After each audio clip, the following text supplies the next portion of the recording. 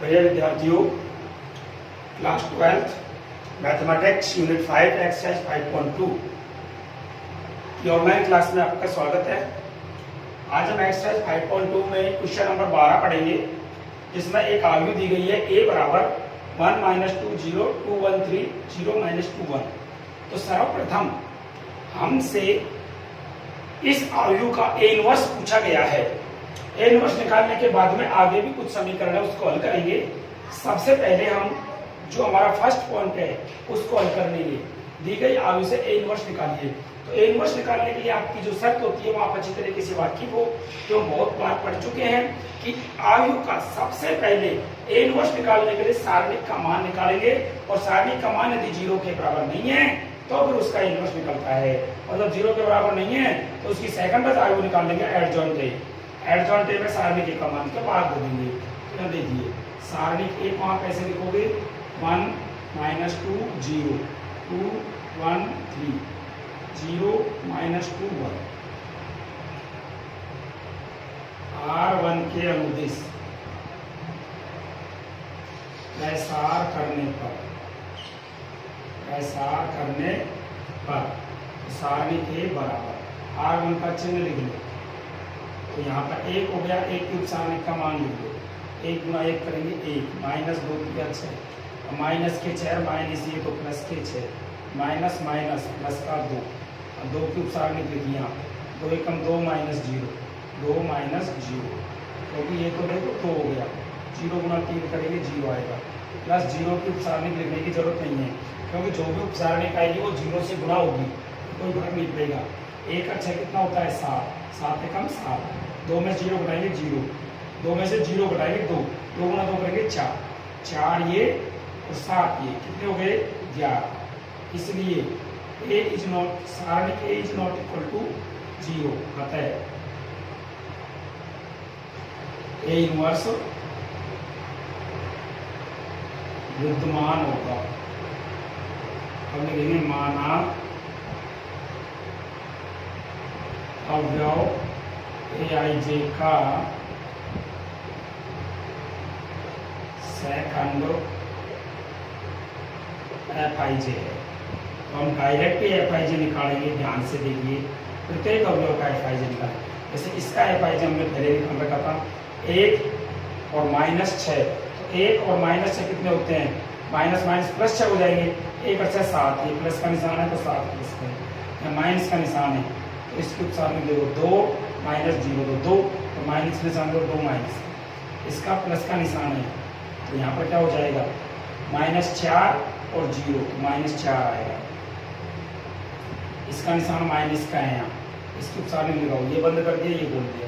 -2 गुना 0 करेंगे, -2 गुना 1 करेंगे -2 माइनस ये +2, इसका प्लस का निशान है तो ये बंद कर दिया ये बंद कर दिया। 1 गुना 1 करेंगे 1 आएगा, तो 0 0 से 3 का माइनस का निशान है, ये बंद कर दो। 1 गुना -2 करेंगे -2, 1 गुना -2 करेंगे -2 -0 गुना 0 -2 -1 +2। इसका चिन्ह यहाँ प्लस का होता है तो यह माइनस के 6 और 0 तो -6 आएगा। इसका निशान माइनस का होता है तो ये बंद कर दिया ये बंद कर दिया। 1 गुना 3 करेंगे 3 तो -3। इसका निशान प्लस का होता है 1 और प्लस माइनस माइनस प्लस 4 हो जाएगा, -4 माइनस प्लस 4 हो जाएगा। 1 और 4 कितने हो गए यहाँ 5 हो गए। अतः एडजॉइंट पे निकालेंगे fij का क्या करना है आपको, ट्रांसपोज। ठीक है, 7 - 2 - 4 ये पहली पंक्ति है, इसको स्तंभ बना देंगे। 7 - 2 - 4 2 1 2 2 1 2 -6 - 3 5 -6 - 3 5। ये हमारा एडजॉइंट आ गया। अतः अब a इनवर्स निकाल लेंगे। a इनवर्स बराबर 1 सारणिक a गुणा एडजॉइंट a। 1 सारणिक a का मान कितना है 11, सारणिक a का मान कितना है 11, और इसको मान लिख देंगे अपने एडजॉइंट a का। कितना मान है 7 2 -6, उसके बाद में -2 1 -3 -4 2 5। ये हमारा सारणिक, ये हमारा आयु ए का मान आ गया। अब हमारे पास ए इनवर्स आ गई। पहला क्वेश्चन हमारा यही था कि आपको यू का मान दे रखा है, उसे ए इनवर्स ज्ञात करना है। आगे हमको समीकरण दी गई है, तो आप लिखेंगे दी गई समीकरण। दी गई समीकरण, देखिए दी गई समीकरण क्या है, x माइनस 2y बराबर 10। आप इसको ऐसे लिख सकते हो x minus 2y plus z का पद नहीं है तो 0 गुणा z बराबर क्या लिख सकते हैं 10। और दूसरी समीकरण है 2x plus y, 2x plus y plus 3z बराबर 8। और तीसरा समीकरण है, इसमें देखो यहां से लिख लेंगे x नहीं है तो x मैं पहले लिख देता हूँ 0 गुणा x, 0 गुणा x minus 2y plus z बराबर 7। देखिए जो हमारे पास रैखिक समीकरण दी गई थी उनको मैंने उसका जो मूल रूप है ax plus by plus c बराबर 0 के रूप में लिख दिया, यानी अचर राशि दाईं ओर लिख दी और बाकी के सभी चर राशि बाईं ओर लिख दी। अब इसको आव्यूह सिद्धांत से हल करेंगे। सवाल कह रहा है इसको हल कीजिए, x y z के मान निकालिए आव्यूह सिद्धांत से। देखो क्या गुणांक लिखेंगे, 1 माइनस 2 0, 1 माइनस 2 0, 2 1 3, 2 1 3, 0 माइनस 2 1, 0 माइनस 2 1। इधर x y z और इधर क्या है 10 8 7। ध्यान से देखना बात इसको, ये जो हमारी आव्यूह है दी गई मूल आव्यूह से मिल रही 1 माइनस 2 0, 2 1 3, 0 माइनस 2 1। इसको आप a लिखेंगे, ये क्या हो गई x हो गई और ये क्या हो गई b। x बराबर हो गया a इनवर्स b। x बराबर a इनवर्स का मान लिख देंगे 1/11 और 7 2 माइनस 6 माइनस 2 1 माइनस 3 माइनस 4 2 5 गुणा b का मान लिखेंगे। b का मान क्या है, b का मान देखो 10 8 7, 10 8 7। x बराबर 1/11, अब इनको गुणा करेंगे 7 गुणा 10 करेंगे कितना हो गया 70, 2 गुणा 8 करेंगे कितना हो गया 16, 6 गुणा 7 करेंगे माइनस कितने हो गए 42, माइनस 2 गुणा 10 करेंगे माइनस के 30, 1 गुणा 8 करेंगे प्लस के 8, माइनस 3 गुणा 7 करेंगे माइनस के 21, माइनस 4 गुणा 10 करेंगे माइनस के 40, 2 गुणा 8 करेंगे प्लस के 16, 5 गुणा 7 करेंगे प्लस के 35, 1/11। यहाँ x की जगह x y z लिख लो, x y z 1/11। अब देखो यहाँ 70 और 16 कितने हो गए 70 और 16 तो प्लस के है,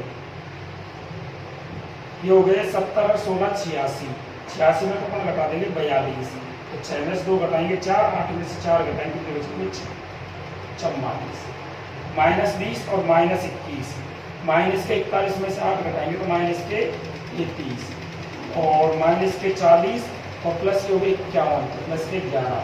अब आप 11 का प्रत्येक पद में भाग दोगे 4 माइनस 3 1। तो आप देखो इधर भी 3 तो पंक्तियां हैं, एक स्तंभ है 3/1 की है, उधर भी सारणिक 3/1 की है। तब आप इसकी तुलना करो, आप इसकी और इसकी डायरेक्टली क्या करेंगे तुलना करेंगे।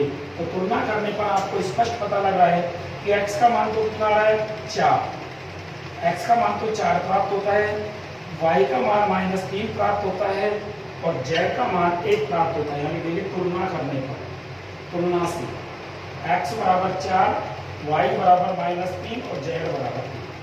प्रिय विद्यार्थियों, एक बार इस प्रश्न को पुनः देखिए, बहुत ही अच्छा प्रश्न है कि सबसे पहले तो हमें एक आव्यूह दे रखी है, उस आव्यूह का हमसे ए इनवर्स पूछा गया है।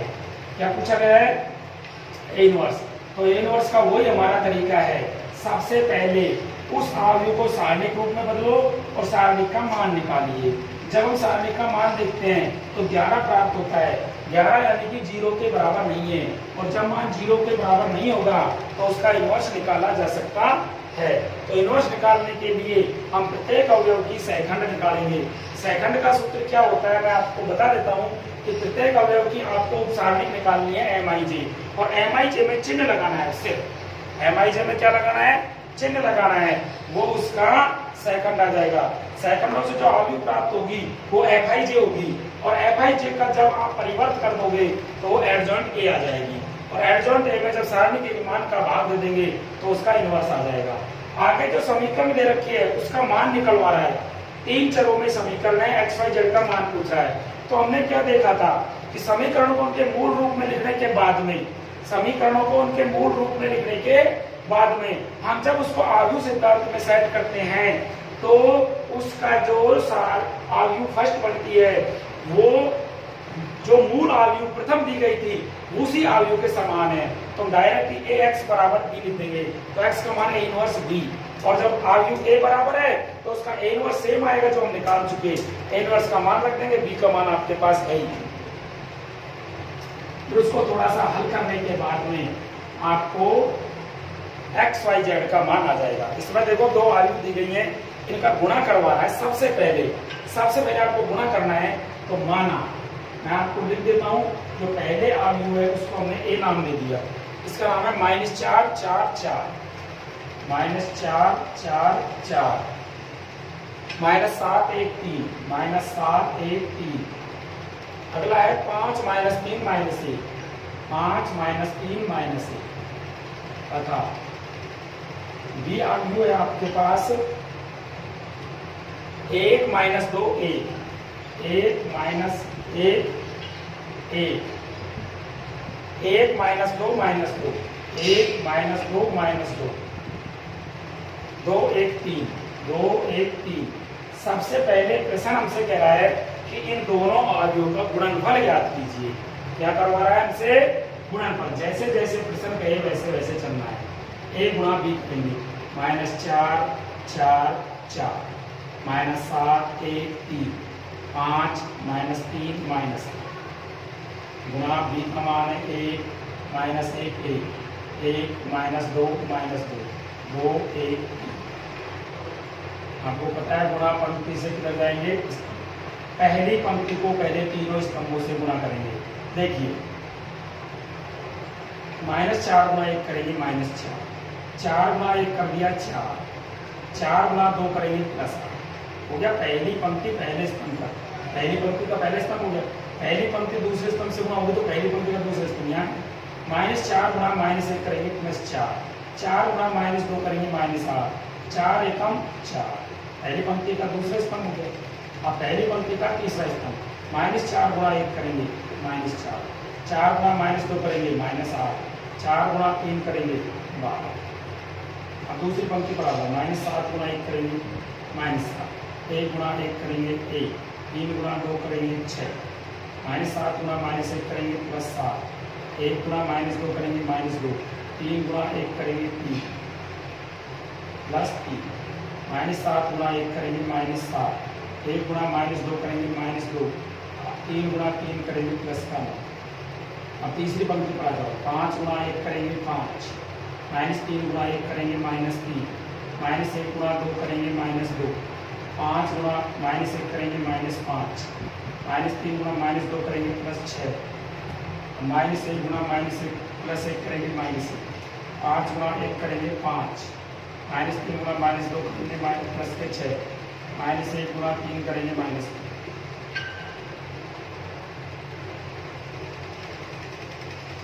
देखो 4 4 कर दिया, क्या बचेगा यहाँ 8, 4 4 8 प्लस का 8 माइनस का क्या है -4 और -8, 12 माइनस के प्लस के 12 -7 + 7 0, 7 है 10 में से 2 घटा देंगे 8, 7 2 9 और 9 0, 5 में से 5 घटा दिए 0, 5 1 6 + 6 0, 5 से 11 में से 3 घटाएंगे 8 हो गया। 1 0 0 0 1 0 0 0। ये हो गया AB बराबर 8। प्रिय विद्यार्थियों, यहीं पर आपको एक बात का विशेष ध्यान रखना है कि जब इसमें अन्य समीकरण आपको दिया गया है उस समीकरण को हल करवाना है वो इनके गुणा की सहायता से, तो आपको करना क्या है, विशेष तरीके से ध्यान रखना है कि जो गुणा दे रखा है, जो हमको समीकरण दे रखी है उन समीकरणों पर थोड़ा सा ध्यान देकर ये देखिए आप कि उससे पहली आयु प्राप्त होती है या दूसरी आयु प्राप्त होती है।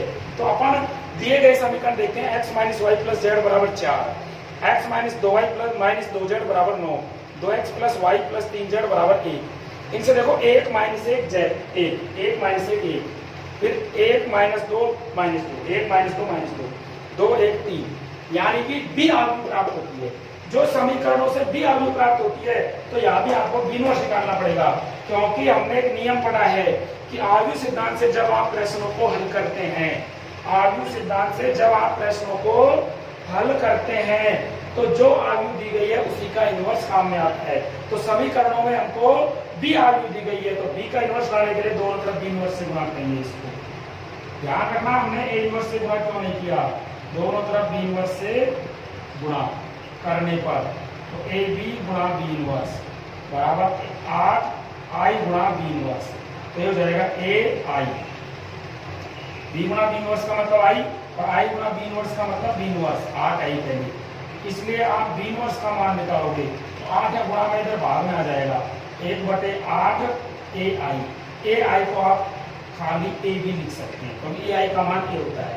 तो देखिए ये विद्यार्थियों बी इनवर्स का मान हो गया 1/8 और ए, तो बी इनवर्स बराबर 1/8 और ए का मान लिख दो। ए का मान क्या है, ए का मान है -4 4 4 -7 1 3 5 -3 -1, ये हमारे पास बी इनवर्स का मान आ गया। अब लिखेंगे दी गई समीकरण।